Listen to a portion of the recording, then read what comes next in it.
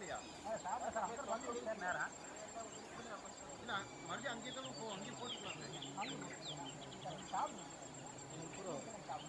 இல்லைம்மா, கீரை அங்கேயே போட்டோம்னா நைட்டு தேய்ச்சிக்குமே.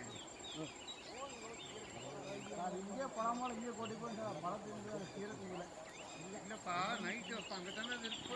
அங்கே இருக்கும் சார், கீரை அங்கே இருக்கும். கீரை அங்கேயே போட்டேன்னா அங்கேயே சாப்பிடணும். இப்போ நம்ம எடுத்துட்டு என்ன பண்ண போகிறோம் கீரையை? காடு எடுத்துக்கொண்டாங்க சார். இதை கொடு, அப்படியே இப்படி கொடு. இதோ யாரும் சாப்பிடுவோம்.